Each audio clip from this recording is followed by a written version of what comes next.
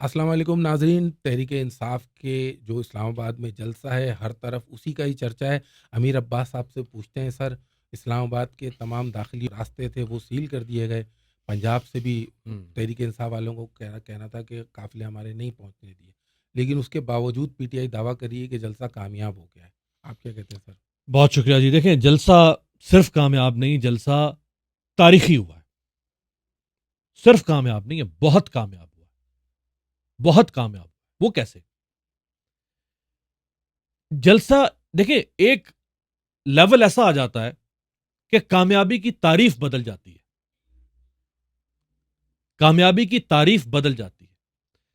آج عمران خان کے جلسے کی کامیابی کی تعریف یہ نہیں ہے کہ عمران خان کے جلسے میں کتنے ہزار یا کتنے لاکھ لوگ شامل ہوتے ہیں، کیونکہ یہ بات تو ثابت شدہ ہے کہ عمران خان اس وقت پاکستان کا سب سے مقبول سیاستدان ہے اور سب سے زیادہ ووٹ اور سیٹیں لینے والا سیاستدان ہے. یہ بات تو ثابت شدہ ہے. اس بات کو ثابت کرنے کے لیے لوگ نہیں چاہیے. اب لاکھوں دکھا کر یہ ثابت نہیں کرنا کہ یہ دیکھو میرے ساتھ 5 لاکھ 10 لاکھ 20 لاکھ لوگ میرے جلسے میں کھڑے ہیں لہٰذا میں سب سے بڑا سیاستدان. نہیں، یہ بات ثابت شدہ ہے. کامیابی یہ تھی کہ ریاست کے منہ زور گھوڑے کے سامنے آپ کھڑے ہو جائیں، چٹان بن کے، فولاد بن کے کھڑے ہو جائیں آپ، اور آپ ریاست کے اس منہ زور گھوڑے کو، ریاست کی اس آندھی کے سامنے کھڑے ہو جائیں، اس کو روک لیں. یہ تھی کامیابی. اس اتنی بے پناہ طاقت کے باوجود جلسہ کر گزرنا، یہ تھی کامیابی. اتنے خوف اور ہراسیت کے ماحول میں جلسہ کر گزرنا، یہ تھی کامیابی. اتنے کنٹینرز کے باوجود، قانون سازی کے باوجود. دیکھیں، 6:15 بجے ڈی سی اسلام آباد ٹویٹ کرتا ہے. اندازہ کریں آپ، 6:15 بجے ڈی سی اسلام آباد ٹویٹ کرتا ہے کہ 45 منٹ رہ گئے تمہارا وقت ختم ہونے میں، 7 بجے کے بعد پھر تمہارا وقت نہیں رہے گا. یہ کس کو بیوقوف بنا رہے ہو؟ یہ کب سے اس ملک میں اتنا قانون پر عمل درآمد شروع ہو گیا کہ تم فیتا لے کر کھڑے ہو گئے؟ تم فیتا لے کر پیمائش کر رہے ہو کہ یہاں سے کوئی 1 ملی میٹر بھی آگے ادھر گیا تو وہ گیا. نہیں بھائی، ہمیں پتا ہے کہ تم سے کون اس ملک میں کون چیزیں کروا رہا ہے، کیسے ہو رہی ہیں، کیوں ہو رہی ہیں، سب پتا ہے لوگوں کو. یعنی اس ملک میں کسی پر یوں فیتا رکھ کے قانون نہیں لگایا جا رہا جتنا پی ٹی آئی کے اوپر یوں 1.25 گھنٹہ رہ گیا صرف، اور جیسے ہی 7 بجے کہا جی بس ٹائم ختم. او بابا، نہیں تو کارروائی ہوگی. کاروائی ہوگی. بابا یہ سیاست ہے، یہ سیاست ہے. یہ 2+2 کو ریاضی نہیں ہے، یہ سیاست ہے. اس میں یوں فیتے رکھ کے قانون نہیں بنائے جاتے. اور کسی بھی، شاید آئنسٹائن نے کہا تھا کہ کسی بھی ریاست کے لیے سب سے بدترین چیز یہ ہوتی ہے کہ وہ ایسا قانون بنائے جس قانون پر عمل نہیں ہو سکتا. آپ نے ایسا قانون بنایا جس قانون پر عمل ہو ہی نہیں سکتا. یہ جو انہوں نے 40 یا 41 شرائط لگائیں، یہ 40-41 شرائط اگر آپ نواز شریف پر لگا دیں تو نواز شریف بھی ان میں سے 40 کی 40 شرائط کو وائلیٹ کرے گا. آپ آصف زرداری پر لگا دیں، آصف زرداری 40 کی 40 شرائط کو وائلیٹ کرے گا، کیونکہ یہ شرائط قابل عمل ہی نہیں تھی. پاسبل. یہ سیاست ہے، جلسہ ہے. یہ کوئی یہ آپ کے کیمرے کی طرح کا شٹر نہیں ہے کہ ٹک آن ٹک آف. یہ لائٹ نہیں ہے کہ آپ نے بٹن اوپر کر دیا بند، بٹن نیچے کیا لائٹ آن ہوگی. نہیں، اس میں لوگوں نے موبلائز ہونا ہے. کوئی یہاں سے آ رہا ہے، کوئی کے پی سے آ رہا ہے، کوئی پنجاب سے، کوئی سندھ سے، کوئی اسلام آباد سے، کوئی پیدل، کوئی رکشے پر، کوئی موٹر سائیکل پر، کوئی بس پہ، کوئی گاڑی پہ، کوئی کبھی پہنچے گا، کوئی کب پہنچے گا. میں سیاستدان ہوں، اگر میں اس جلسے کا روح رواں ہوں، میں نے تمہارے کہنے پر جلسہ شروع کرنا ہے کہ کب لوگ آئیں گے تو میں تقریریں شروع کروں. میں نے تو تب شروع کرنا ہے نا جب مجھے لگے گا کہ میرا پنڈال بھر گیا ہے، جب مجھے لگے گا کہ میرے سامعین موجود ہیں، مجھے لگے گا کہ میرے چاہنے والے، میرے عوام پہنچ چکے ہیں، جن سے میں نے مخاطب ہونا ہے، جن کو میں نے ایڈریس کرنا ہے، وہ پہنچے ہی نہ ہو. میں جلسہ شروع کر دوں 4 بجے کا. مجھے لگے گا کہ 6 بجے لوگ پہنچے تو میں 6 بجے جلسہ شروع کروں گا. تو یہ نہیں ہوتا کہ 4 سے 7 کے درمیان 3 گھنٹے. یہ کیا کسی ہوٹل کا بفے؟ یہ کسی ہوٹل کا بفے ہے یا کسی ہوٹل کا صبح ناشتے کا کمپلیمنٹری بریک فاسٹ ہے کہ صبح 8 بجے سے لے کے 10 بجے تک ناشتہ کھلے گا، اس کے بعد ناشتہ بند؟ بھائی یہ سیاست ہے، جلسہ ہے.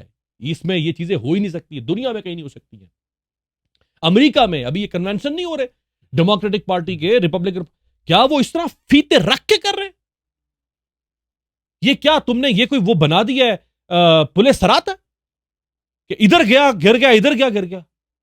یہ قانون پر عمل نہ کرنے والے کا قصور نہیں ہے، قانون بنانے والے کا قصور ہے کہ وہ اس قسم کا قانون بنا رہا ہے۔ جو قانون ماورائے عقل ہے، ماورائے سیاست ہے، ماورائے قانون ہے، ماورائے جمہوریت ہے، سیاست کے اوپر یوں قانون دبا کے لاگو نہیں کیے جاتے۔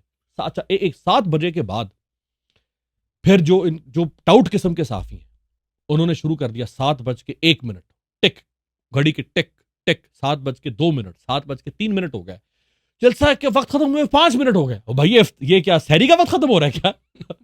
ہاں روزے دارو، سحری کا وقت ختم ہو گیا، کھانا میرا چھوڑ دو۔ بھائی کیا ہو گیا ہے؟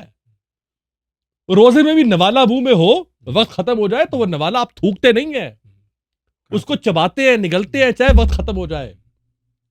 یہ کیا بات ہوگی؟ 7 بج کے جلسہ ختم، لائٹ آف کر دینی تھی کیا؟ جتنا تم لوگوں کو یہ 2 منٹ 4 منٹ کی تمہیں تکلیف ہو رہی تھی، نواز شریف لاہور ہائی کورٹ میں 4 ہفتوں کا حلف دے کر گیا تھا، وہ 4 سال واپس نہیں آیا۔ ٹاؤٹو، تمہیں اس کے 4 سال نظر نہیں آئے، تمہیں عمران خان کے جلسے کے 2 منٹ اوپر جانا نظر آ گیا۔ تم نے پوچھا نواز شریف سے کہ 4 ہفتے کہہ کر گئے تھے نواز شریف، 5 ہفتے ہو گئے واپس نہیں آ رہے ہو، 6 ہفتے ہو گئے، 20 ہفتے ہو گئے، 50 ہفتے ہو گئے، 100 ہفتے واپس نہیں آ رہے ہو؟ اس پہ تو تم نے یہ فیتا نہیں رکھا۔ تو یہ معاشرہ بھی تقسیم کر دیا انہوں نے، پولرائزیشن کر دی ہے۔ ایک طبقہ ہے جو ریاست کی فسطائیت کی دلیلیں گھڑ رہا ہے، جواز پیدا کر رہا ہے، ان کا ترجمان بنا ہوا ہے، ان کا ماؤتھ پیس بن گیا، ان کے ساتھ کھڑا ہے، ان کے ہر غیر آئینی غیر جمہوری ہتھ کنڈے کو جواز فراہم کر رہا ہے، اور بہرحال اس سے پھر ریاست مضبوط ہوتی۔ تو سر یہ جو علی امین گنڈا پور ہیں، ان کے بھی بیان پہ بڑی باتیں ہو رہی ہیں کہ انہوں نے صحافیوں کو بھی سر تنقید کا نشانہ بنایا۔ انہوں نے بالکل صحیح تنقید کا نشانہ بنایا، بالکل صحیح تنقید کا نشانہ بنایا، لیکن الفاظ ان کو بہتر منتخب کرنے چاہیے تھے۔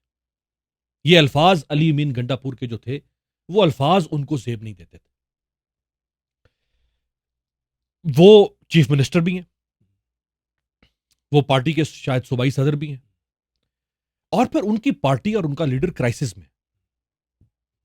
جب آپ کرائسس میں ہوں اور آپ کے چہار طرف آپ کے دشمن، آپ ہر طرف نرغائے اعداء میں گھرے ہوئے ہوں، تو پھر آپ کوئی لوز بال نہیں چھوڑتے، پھر آپ کوئی گنجائش نہیں دیتے اپنے مخالفوں کے آپ پر تنقید کریں۔ ایسے ہی ہوتا ہے نا، یہ معمولی سیاست تو نہیں ہو رہی نا، یہ تو غیر معمولی حالات ہے پی ٹی آئی کے لیے۔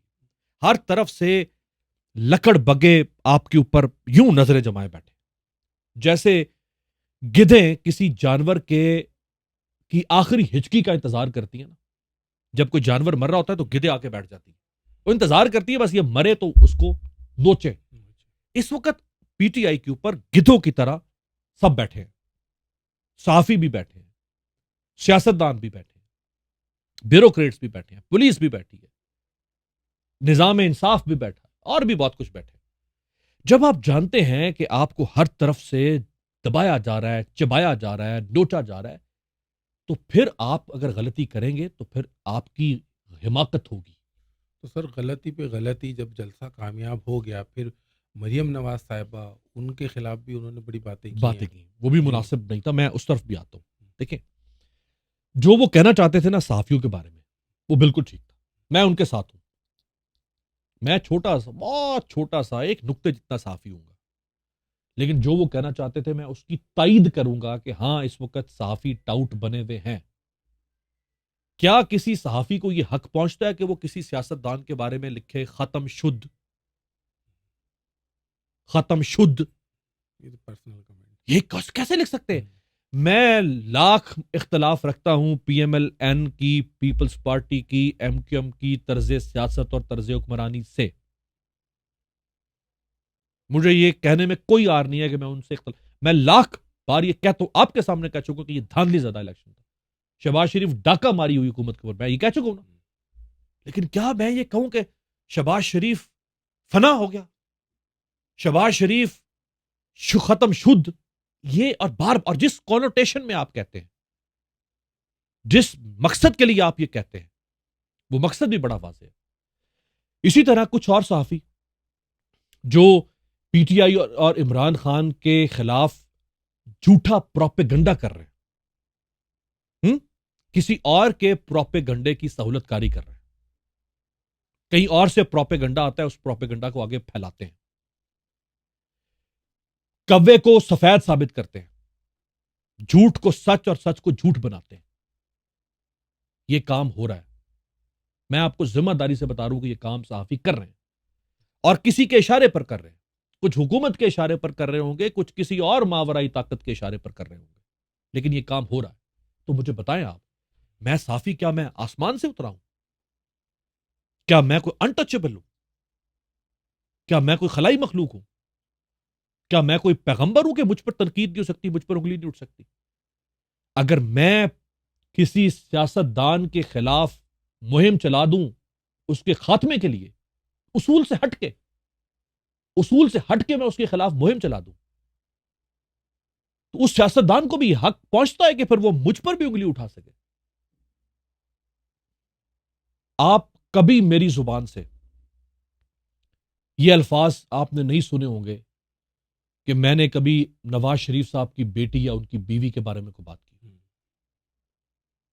مریم نواز آج سیاست دان ہے، یا وہ جب پارٹی کے اندر ایکٹیو تھی تو ان کے سیاسی کردار پر بات کی، تہذیب کے دائرے تہذیب میں.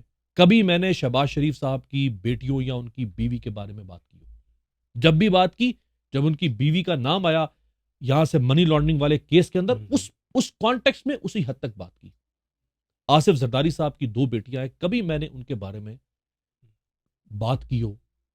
یہ تمام خواتین ویسے ہی ہیں جیسے میری اپنی بیٹی ہو، میری اپنی ماں ہو، میری اپنی بہن ہو.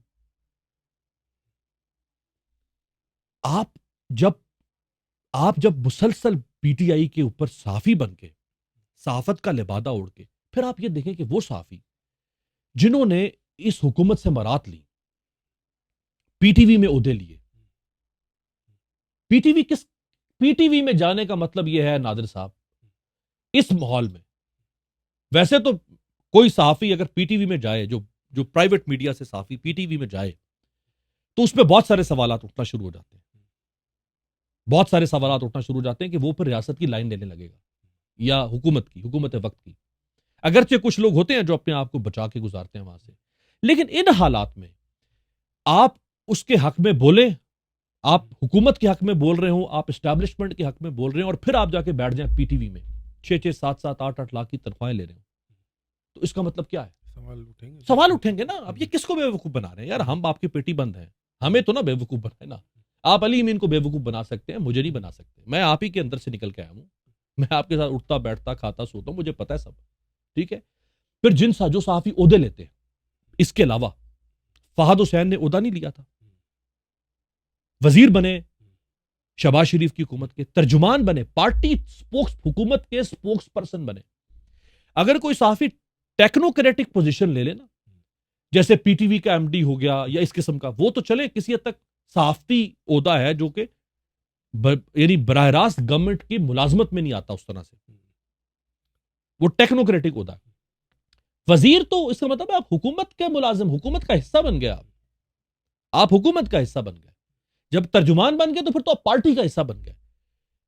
آپ ٹوپی پہنے صحافت کی، جب دل کرے صحافت کی ٹوپی اتار کے اقتدار کی ٹوپی پہن لیں، جب اقتدار ڈوب رہا ہو وہ ٹوپی اتاریں پھر صحافت کی ٹوپی پہن لیں. تو اس صحافی کے بارے میں پھر آپ کہیں کہ اس پہ بات بھی نہ کی جائے.